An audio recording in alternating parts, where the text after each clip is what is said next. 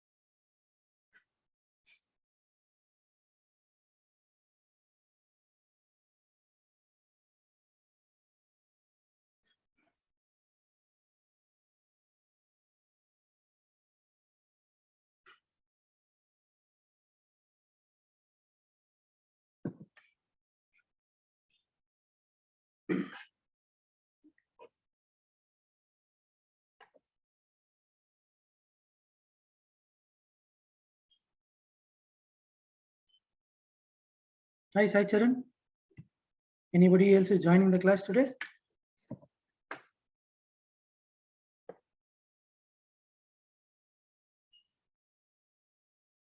Hello. Are you there?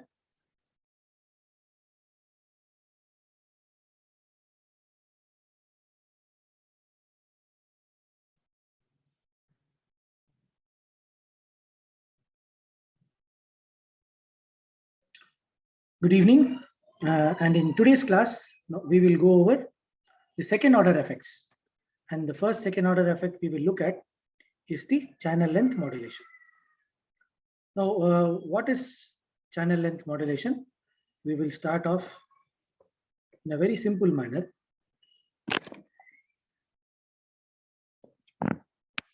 Channel length modulation happens when there is a saturation in the current happening, right? So, where does the phenomena begin? The phenomena begins with channel and its length and something modulating it. Excuse me, sir, your screen is not shared. Okay, thank you.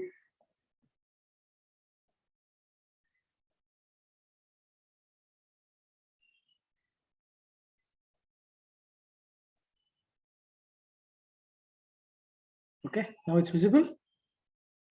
So channel Yes, length sir. modulation, we will be working on things as follows. We will start with what is the channel.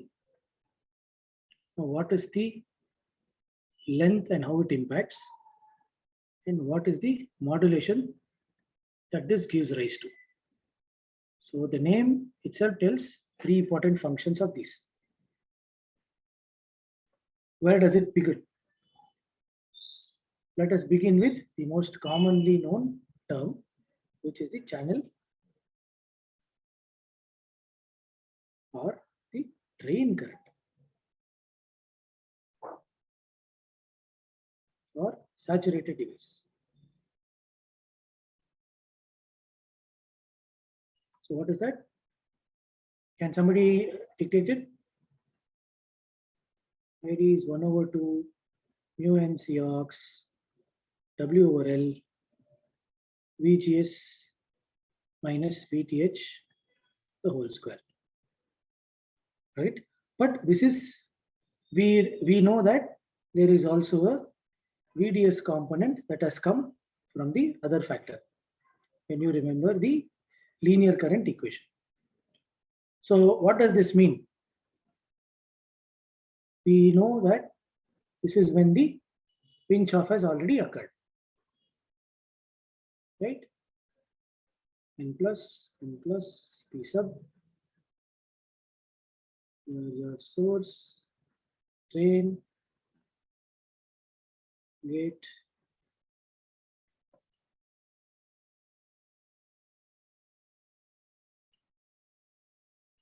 so where your pinch off has occurred. So your channel is ready. And that is depend upon two factors. We will repeat them as many times as we use.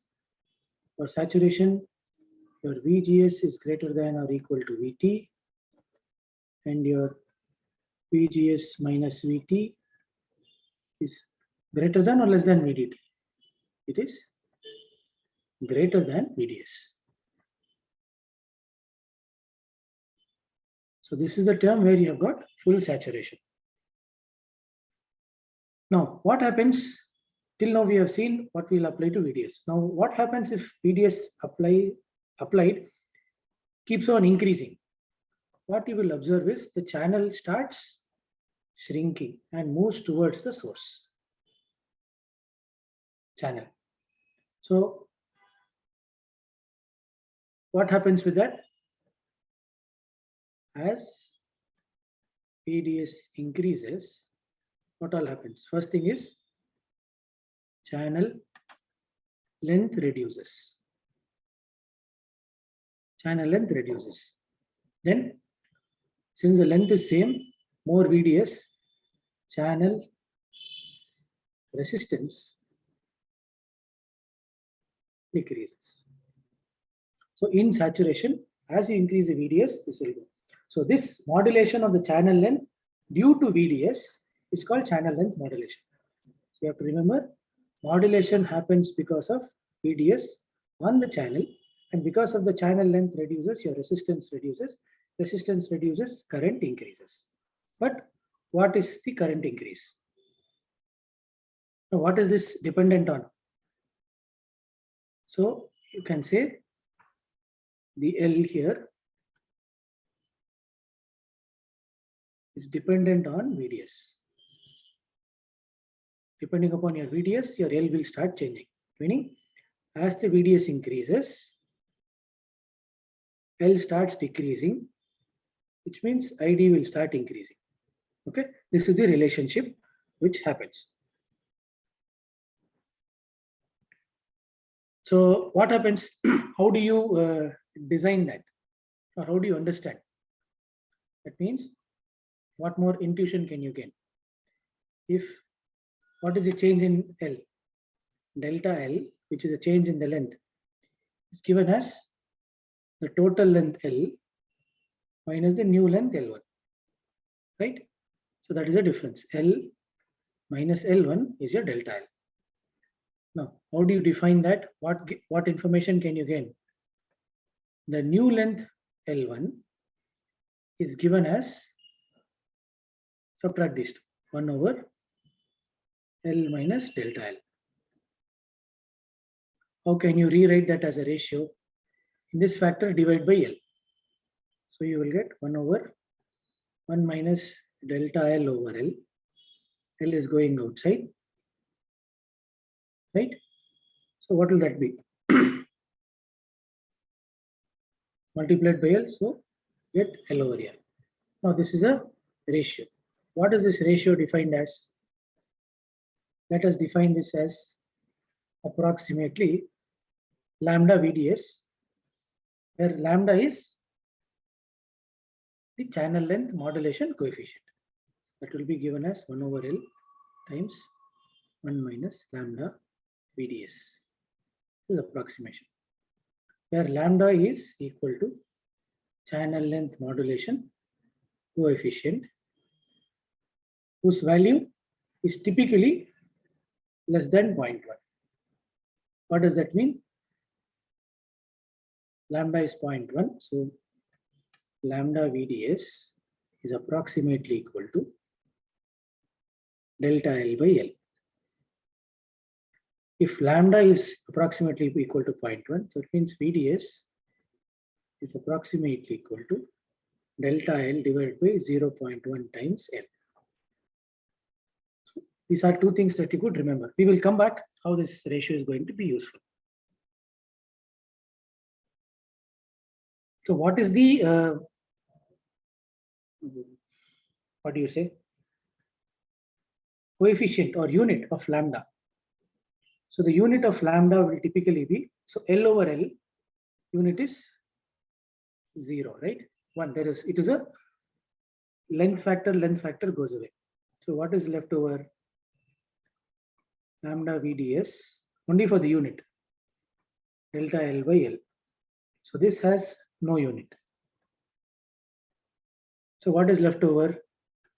Lambda is equal to 1 over VDS delta L by L. So this has a unit of voltage inverse. Since VDS is there, voltage inverse. And this typical value lies between 0.005 to 0.02. That is 0.5% to 2% of the channel is only going to get impacted.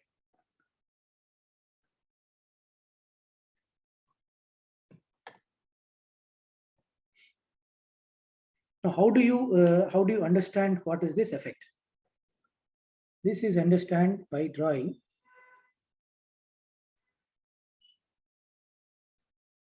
VDS over ID. If you start drawing the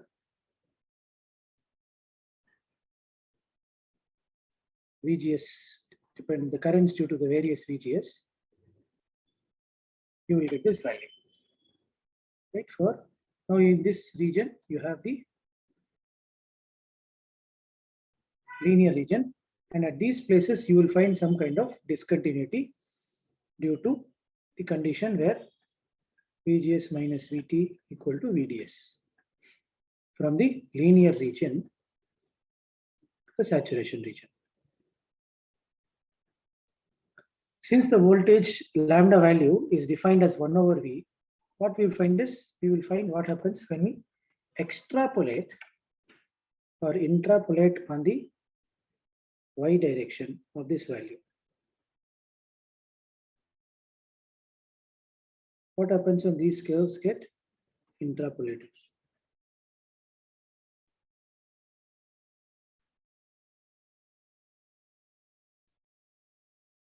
So in this value, right, this value is called your early voltage. What does early voltage stands for? Early voltage is simply the inverse value of 1 over lambda, because he said units are 1 over VDS. So for VDS value equal to VA, you get the value to be, what is it? For VDS value equal to be VA, and this is on the negative axis, so it is minus VA. VDS value equal to minus VA, the lambda is given as 1 over VDS, in this case minus 1 over VA. So this is your early voltage. Now, how is this early voltage defined? This define is set during process or fabrication. You have no control over this one. So designers cannot do anything with this. You cannot alter it in any way. In this case, the dependency of the system gets impacted at VDS. So this VDS will now be written as early voltage plus VDS divided by the early voltage. So this effectively becomes 1 plus VDS by VA. Now this gets replaced in the VDS equation here. So that will be the actual equation. Why is this used? Because we said the current saturation is defined for VDS, which is extremely small compared to 2 times VGS minus VT. This we saw in the previous class. So only in this condition, this equation is applicable. What happens in the other conditions? This equation will be applicable. So VA will come into the picture. Now, what is VA? VA is equal to minus 1 over lambda. So you will now write VDS. Another way of writing VDS will be 1 plus lambda VDS. Correct? 1 plus lambda VDS. So this, when you add it here, this is the other condition where it is functional. For VDS having a very large equal to value or equal to or similar ranges, you will use this particular coefficient additional to define.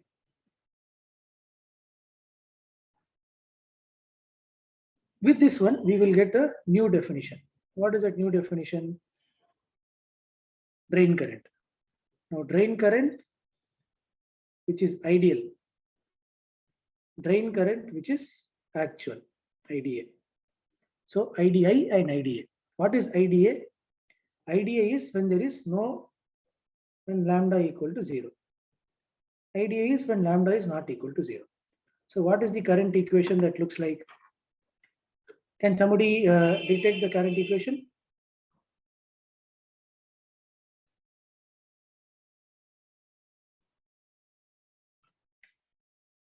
Is everyone silent?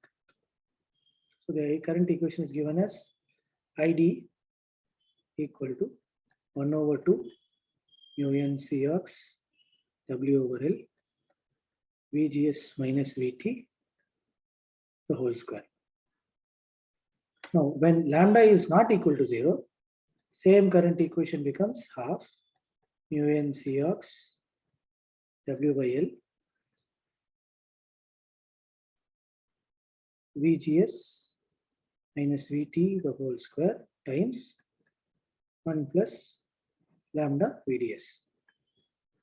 This can be rewritten in a closed form expression as the actual current is equal to ideal current times 1 plus lambda VDS. So this is the most practical form expression for using the drain current.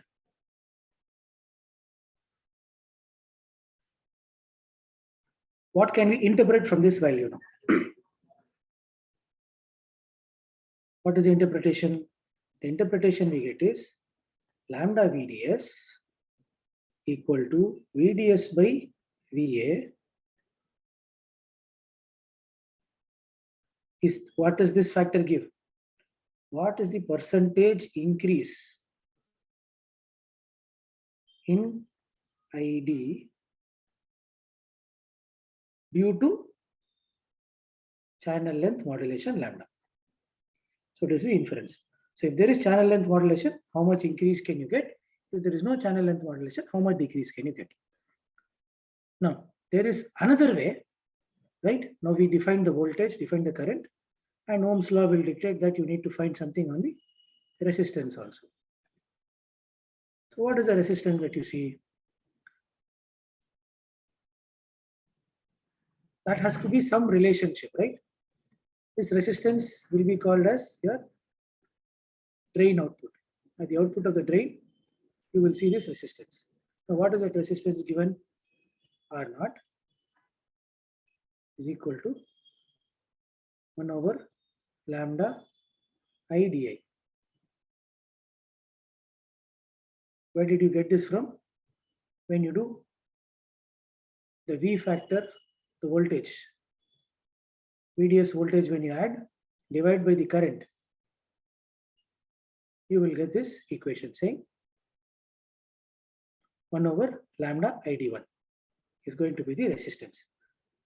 And that can also be written as, with respect to the early voltage, VA by ID1. So now you have defined channel length modulation relationship with respect to drain output resistance, channel length modulation coefficient, and the early voltage. So you have got now three relationships between which this second order effect can be modeled.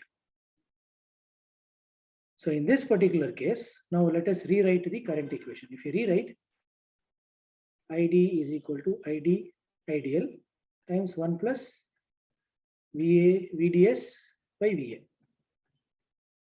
Now that will become ID times of mu n Cox W by L VGS minus VT plus ds by R.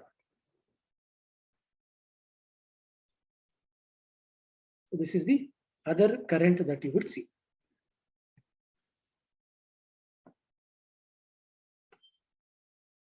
Now, where is this extra current that you are coming, which is going through the channel?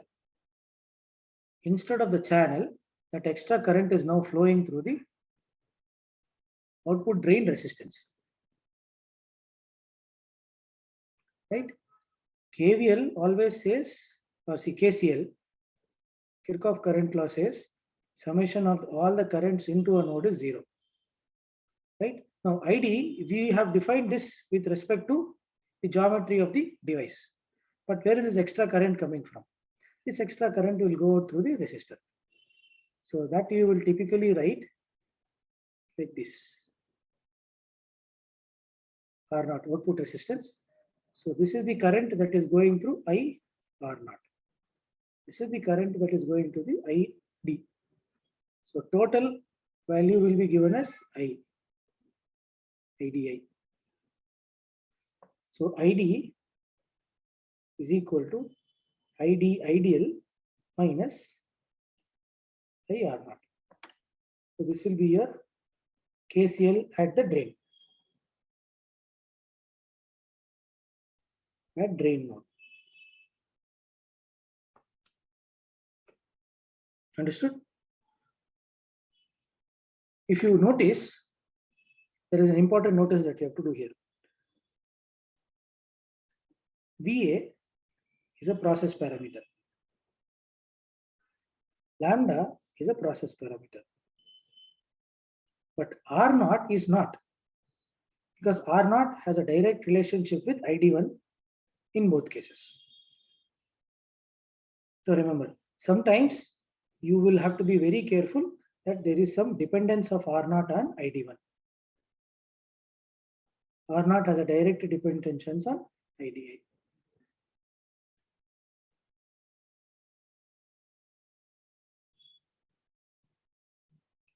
Now, what happens? This is the presence of.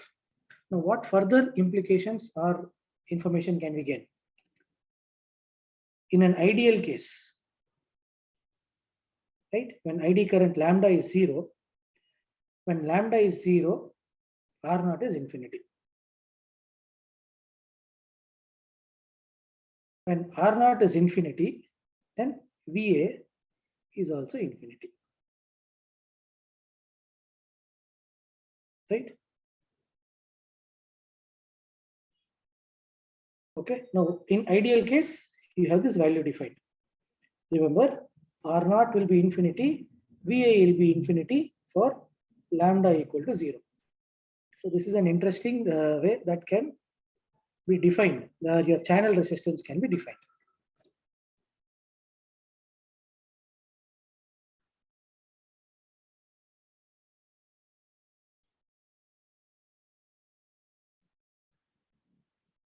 Now, we will come to an important gate question that comes up here. So you will have to remember this. Typically comes in gate ECE question. Now you have the channel length modulation defined as for a channel length L, the new channel becomes L prime. Correct? Now what happens for long channel length?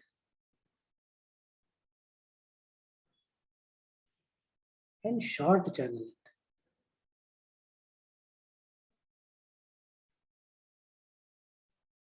So which one should be used? Which one should be avoided?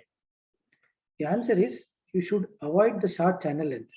Reason, if you have a short channel length and the channel length modulation delta L becomes a significant portion of it.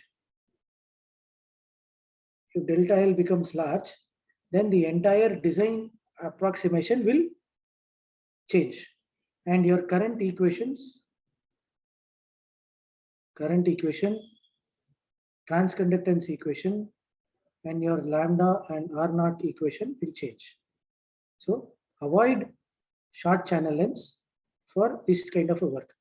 Preferably use a long channel length to reduce channel length modulation. Because if L is very large, then the delta L will be very small.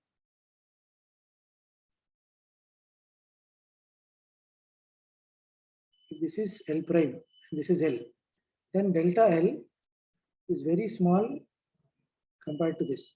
In such a case, if delta L is trending to 0, then L prime will trend towards L. Right? So with this approximation, you can function. So this is called limitation of channel length modulation. Right?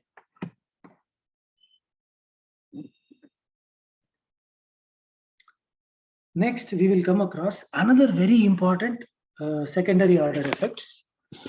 Okay, that was called body effect. So rather than say that, we will call this as second order effects below channel length modulation body effect.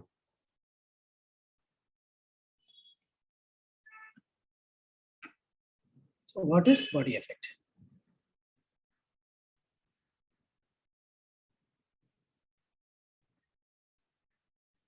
Body effect is defined as the impact due to the bulk that is present. What is that? We have till now only focused upon two because they are all first order impacts only. So that is the source, gate, and drain.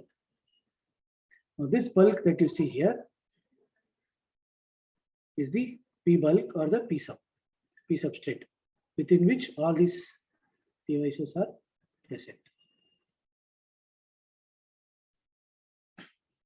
Now, why is this useful?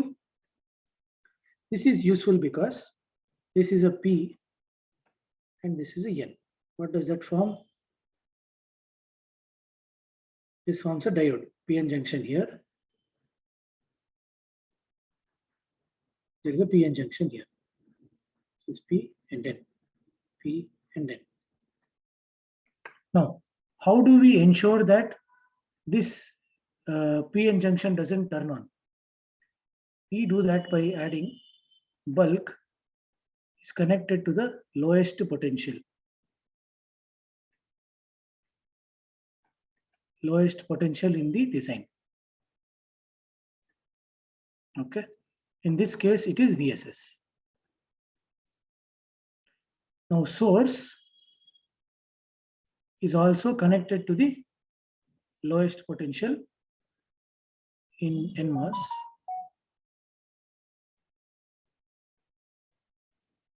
Lowest potential in NMOS.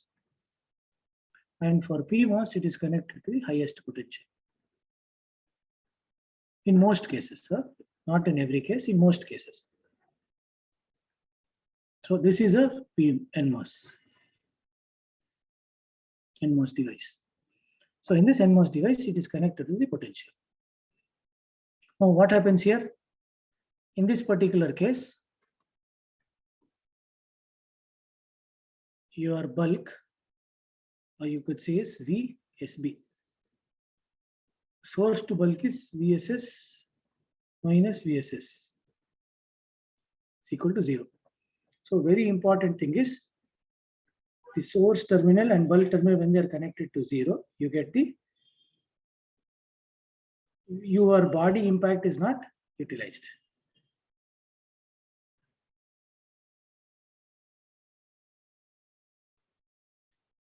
Okay, now that is very clear, right? Source and bulk need the termination also. In this case, this is called a 4-terminal device. In most cases, we have not defined.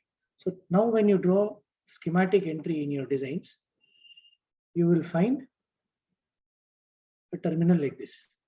So these will be your 4 terminals that you will have to connect when you are doing schematic entry. So this is source, drain, gate, and bulk. You have to do these 4 connections, otherwise you will end up with something called LVS error. Some people call that this has to be connected to the most negative potential, right? Most negative potential, if you do, it is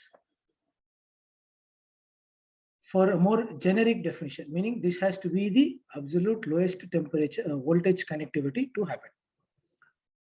Now that you have designed here, if your VD, V drain to bulk, what happens to your V drain to bulk? You should ensure that the V drain to bulk is less than your VT value or your knee voltage of the device, diode. Knee voltage of diode. So your VDB has to be always reverse biased, such that this PMOS doesn't get turned on. If it gets turned on, then the current will flow from drain to bulk. You do not want that, right? Your VDB has to be less than the VT. It should not get turned on at all. So that is the way you ensure that this is the case.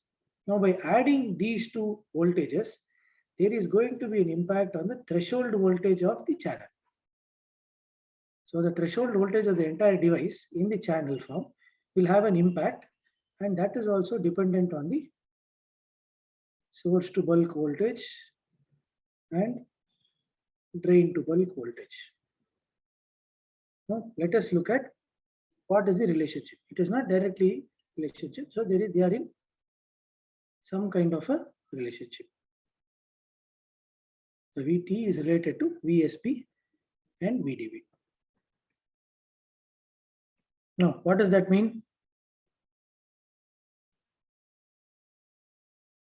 How do you understand that? What is the impact that it will cause? The impact that it will cause is by adding another layer of electrons on this place. If there is a positive VSB, then you'll add another layer.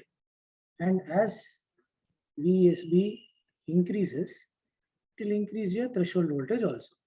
And there is a relationship between the two. And that is given by the depletion region. So rather than having a single line depletion region, you will have a wider depletion region. And as you have a wider depletion region, you need to apply more potential across the two to overcome the depletion differential region. Now, what is that given as? Now, the equation for that will be given as the threshold voltage is equal to threshold voltage without any VSB plus gamma times. What is this gamma? These are device related products times phi f which is your work function, 2 times the 5f times work function into VSB minus 2 work functions here. And what you will see is, because these can go both positive and negative, you will define them as their magnitude only. So this will be the relationship between VT and VSB. And the actual relationship that you see is, as your VSB increases, your VT will also increase. So this is the definition that you will have.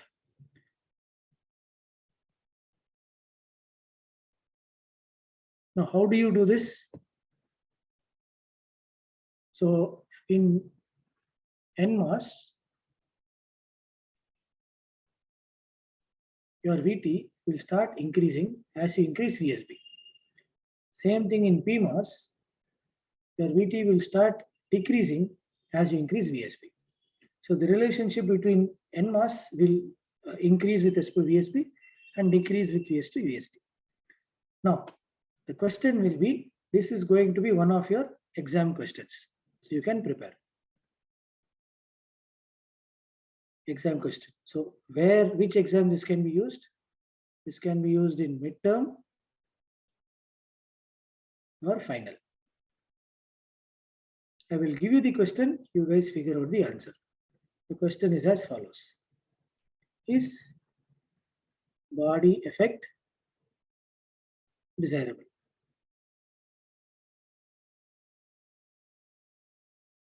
Correct? Second, Q1, Q2. Can a circuit designer control it? What are your control methods for it? Okay.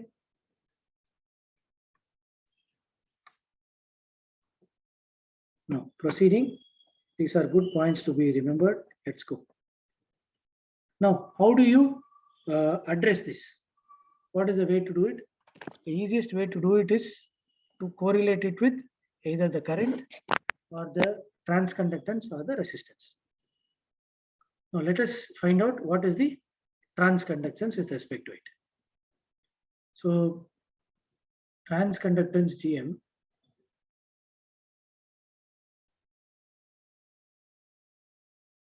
is defined for what values? VGS minus VT and ID. These are the two things where for a given W by L. Now, if you design the equation there, what equation? If you understand the body effect equation shown in the previous slide, this equation, if you simplify it and get it to a ratio to identify the transconductance between not VGS minus VT, but VSP, VSB, VT, and I that is related to this device, then you will get something called a GM body, GMB. And this GMB is given as mu n Cox W by L VGS minus VT naught. That is VT without any bulk source to drain bulk effect. So what do you do that? You will get 2 VT by 2 VBS. So this is if you differentiate.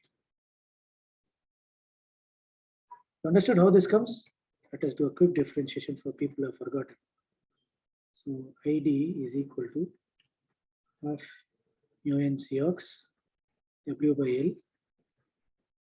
VGS minus VT whole square. From that you derive GM and you get half mu n Cox W by L. Now what is this? AD over VGS minus VT. GMB will give you VGS minus VT. Now, if you differentiate this, if you differentiate the equation with respect to VBS and VT in the previous equation, if you differentiate with respect to VSB and VT, right? What is the equation that comes there? Vt equal to Vt naught plus gamma times 2 phi f plus Vsb. Take the magnitude and put under the root minus 2 phi f. Take the magnitude, put under the root. Now, you want the differential of Vt by Vsb. So if you differentiate by Vsb, you will get dou Vt by dou Vsb. This is a constant, right? Differential of a constant is 0 times root 2 phi f plus Vsb. So square root is plus 1 by 2. If you divide, if you differentiate, you get 2 phi f plus Vsb whole times minus 1 by 2. And this is minus. So there is no Vsb term. So this is a constant. So this also goes away. So you are left with this value. Right? Now this value, when you substitute back here, what will you get? Is the answer. So 1 by root 2. So you will multiply by half.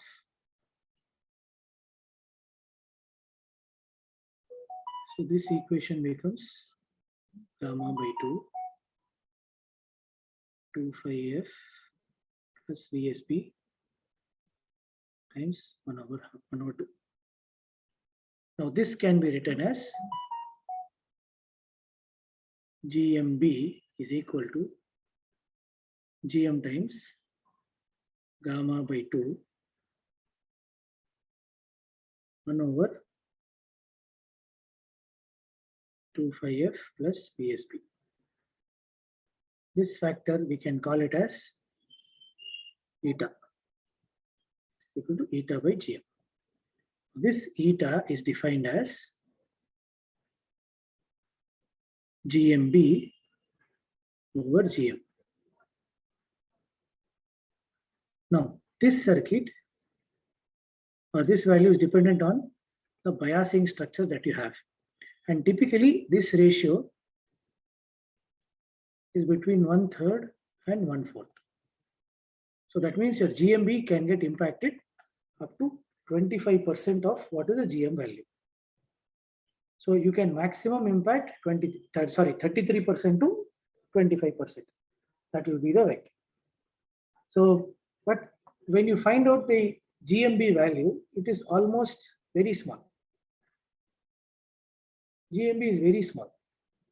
So for all practical purposes, you will neglect it in your calculation. You will neglect only in calculation, not in real life. It's just to make your life simpler. But that does not mean this body effect can be neglected totally. No. Body effect can have a very significant performance on your circuit. So this is another body effect factor. Last one will be a unique activity which became extremely powerful in the later years, and that is called subthreshold conduction. Right? Now, let us see how many second order effects we have seen. So, the second order effects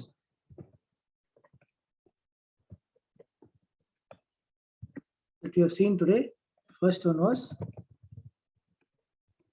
channel length modulation.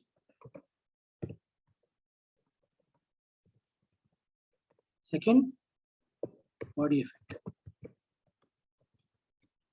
Third, which we will go through now, is subthreshold conduction. So what does this name imply? That there is a conduction area in the circuit, and that happens before the threshold is achieved. that is sub VTH. So before the VTH is achieved, there is some kind of conduction happening. Now what is that? So when your VGS minus VT is equal to VGS, you have a strong inversion layer.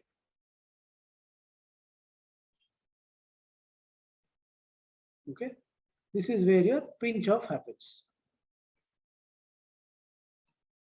This is one case. But what is that case wherein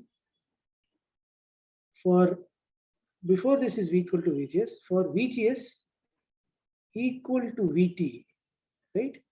You will have something called a peak inversion layer.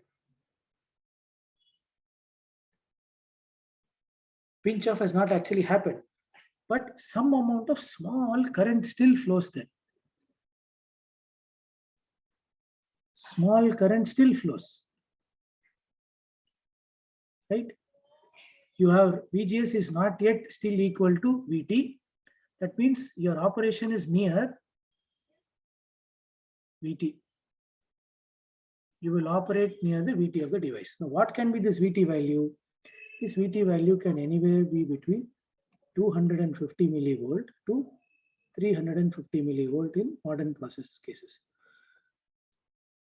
Right? The fabrication procedure effectively has not changed much.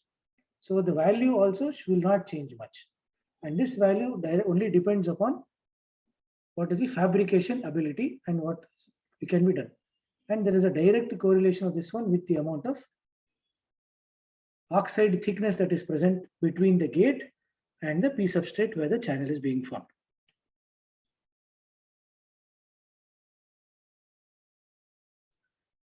Now, what is this region called?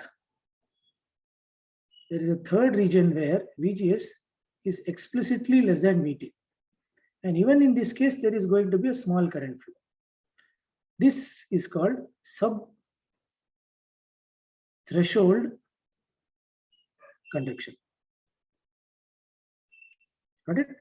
Sub-threshold conduction happens at this area. Now, if we empirically design a value and define what is the current that is flowing, for a high VDS value, your ID is given as I naught times an exponential factor VGS times non-ideality factor multiplied by your threshold voltage or your VTM. VTM is called your temperature noise or the impact of noise. And this VTM is given by something called temperature coefficient by the total amount of charge present in a given temperature multiplied by the Boltzmann constant K. So here VTM is called KT by Q. This is called the noise factor. And here is a non-ideality factor which is present. So the way you look at is, as you bring VGS close to 0, right, there will be some still minor drain current, small drain current.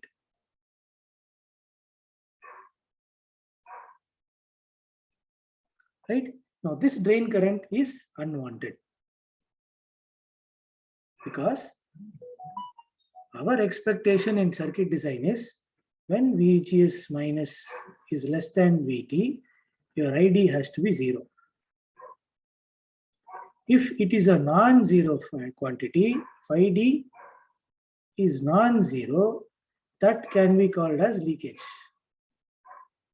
And we do not want that to happen. So this is typically called as your leakage current also.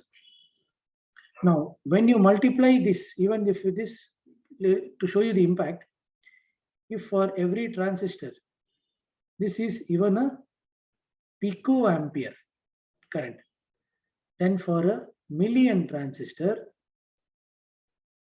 the picoampere becomes a 1 microampere. It might still be big, but if the leakage is in your microampere range, for a million transistor,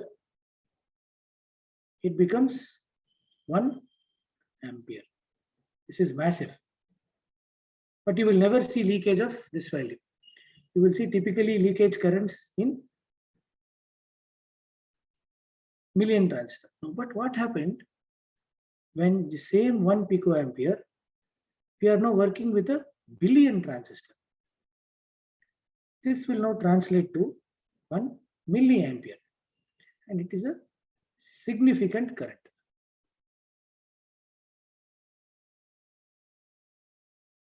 Because this multiplied by the voltage will give you a milliwatt of power.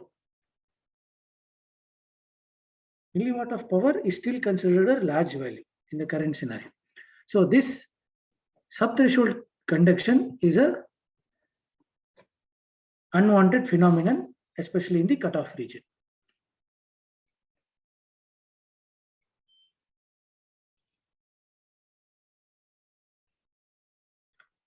So what are the limitations of the voltage that come due to that?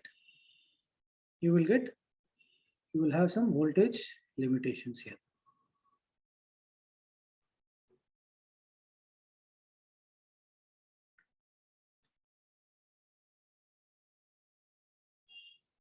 What are the voltages? First one, if your VGS is very large compared to VT, then your gate oxide, right? TX, the thickness of the gate oxide, or the gate oxide will break down.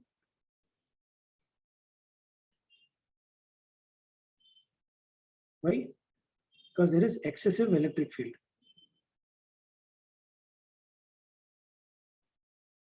Excessive electric field, and this electric field can disturb. Second, in short channel devices,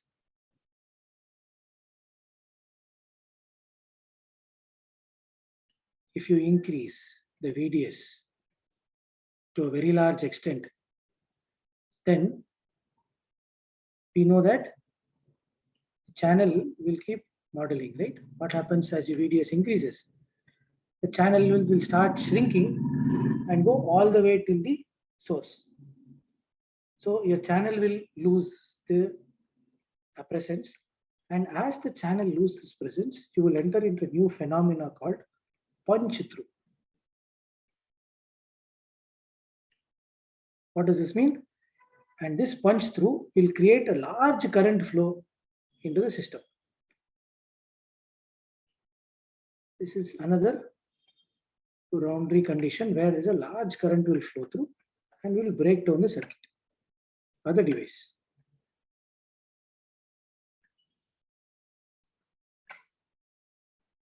Okay, so this is an important one. So now we will have another important question. What is that?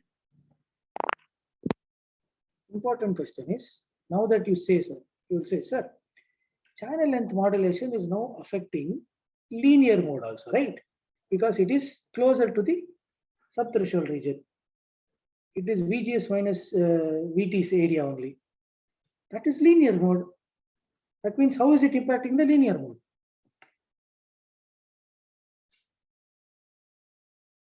Can channel length modulation affect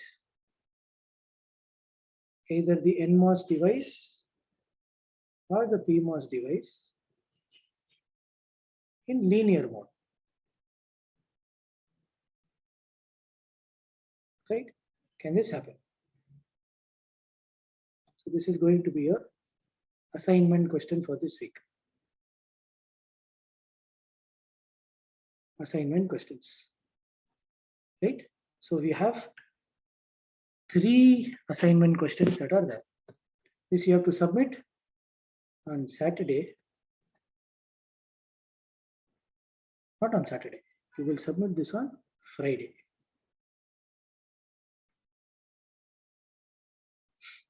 Friday before 5 p.m. Okay. How will you write? You will write it on a digitally, either Word, PPT, doesn't matter. Or you write on paper and take a photograph.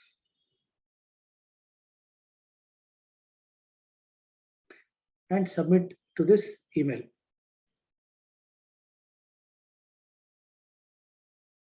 Right? I will ask, okay, what is the email ID? I have to look into my email ID, please. Bear with me. Yes.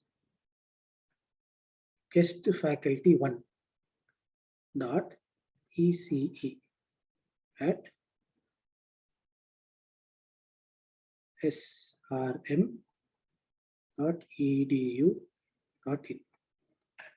Okay. What should be the subject line? Subject line for that email. Subject line for them is ECE 420. Sir, we can use Google Classroom You can use Google instead of Classroom also. sending mail. Okay, yes, good suggestion. Google Classroom. Do you want me to create a folder and you will all put it there? Yes, sir. But what is the guarantee that you people will not copy from the first person who has posted there? Sir, I think we can't see who is posting. Fair point. Okay, even if you put in Google Classroom, the way you will write it is the subject code ECE420 followed by assignment 1 underscore your name.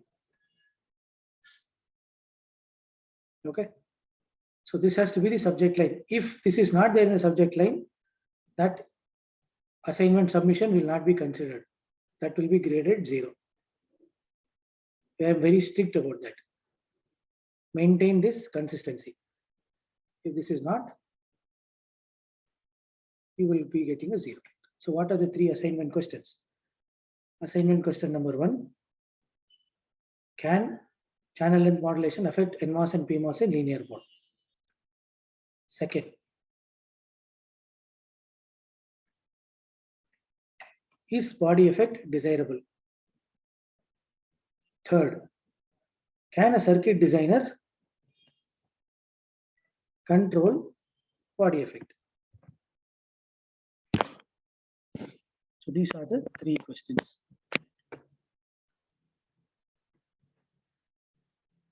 Okay, and the answer to these questions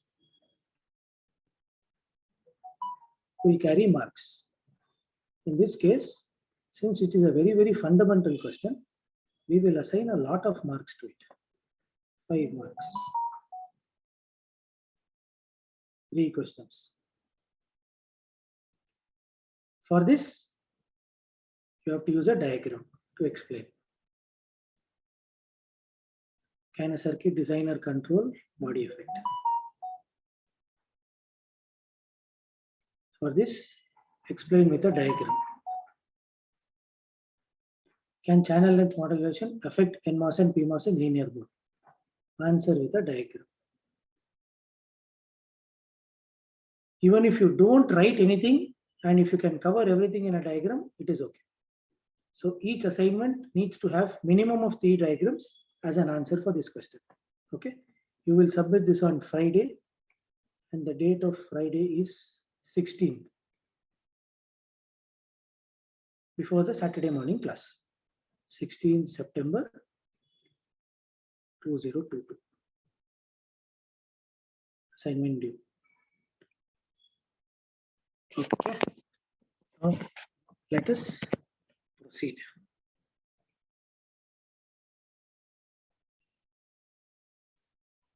We are almost hitting 1 hour. Do you want to proceed or you want me to start the next topic?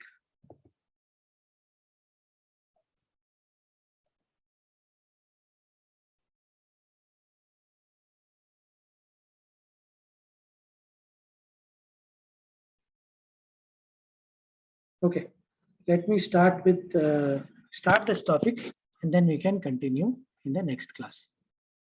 So what is this new topic?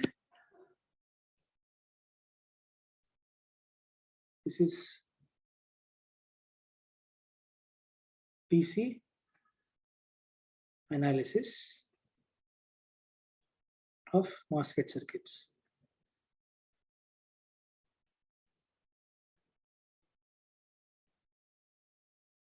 right? Here starts your industry relevant, interview relevant portions. So please pay very good attention to it.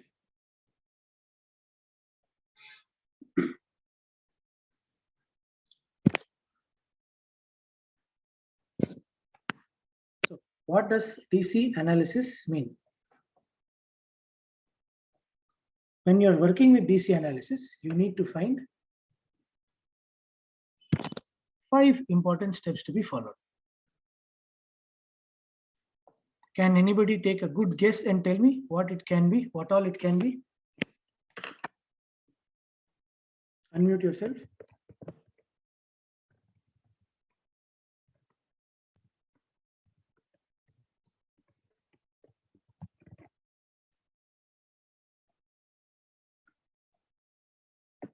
Nobody? ID versus USP. Okay, then that is to find what is the operation mode. Okay, what then?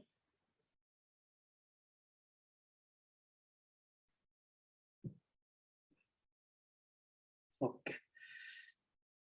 You need a lot of brushing up, but here, that's okay. So to find out, when you have given any MOSFET is given to you with DC sources connected. What does that mean?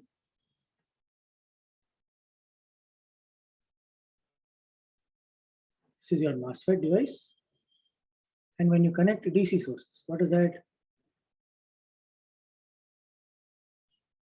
Means you bias the transistor. So this is your gate, VG. Then you bias this with VS. Then you bias this with VD. Right? And then you bias your bulk.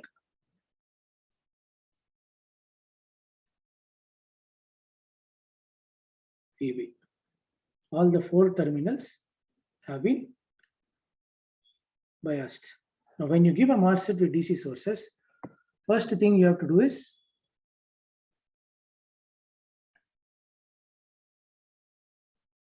assume what is the mode of operation. Okay. Then try to enforce the equality condition. Right? Assume the operating mode. So what are the operating modes? Can somebody tell me what are the operating modes?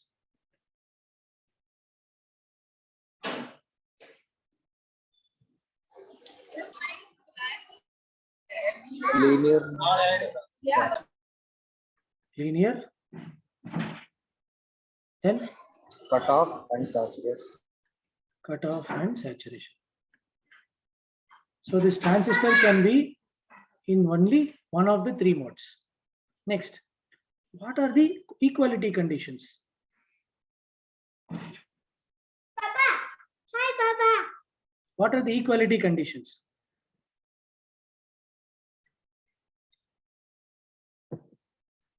Equality conditions are basically the relationships between VGS, VT, and VDS. We have seen various equality conditions for each state, right? Apply these equality conditions and see for what they appear. Then, after you enforce the circuit, analyze and come down to find what is the equation that you've raised to, or what mode can they work on. Then fourth, check the inequality conditions.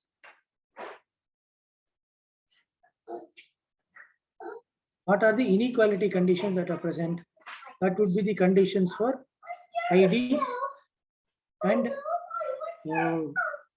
drain current flowing and the transconductance, GM. ID and GM. Find out what are the inequality conditions and check if the mode you have chosen is correct, if the equality conditions you have changed is correct, and if this is consistent, Okay. Then go to the next step. Next step is modify. Modify the original assumption.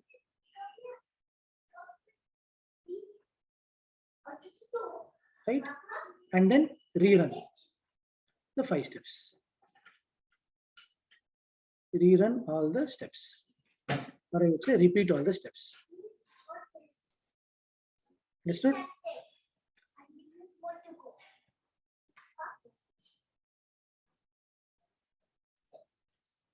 So what are the enforcing conditions you can have? In linear, you can enforce, if it is linear, you can enforce a linear equation. Cutoff current is 0, saturation is 0. Chaitanya has a question. Yes, Chaitanya. Not a question, sir. Yeah. We actually need to attend the session, placement session right now. Is it so? Yes, Okay. sir. So, Okay. In that case, I Next class. will stop here Thank you, sir.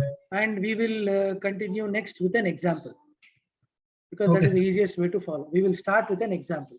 Yes, sir. Thank you, sir. Before that, where is our customary class photograph? Turn on your videos.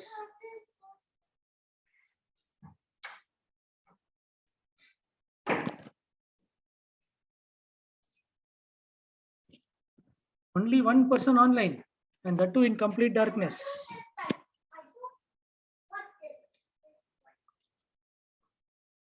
Okay, I forgot to check the two new people, right? I totally forgot. Where are these new people?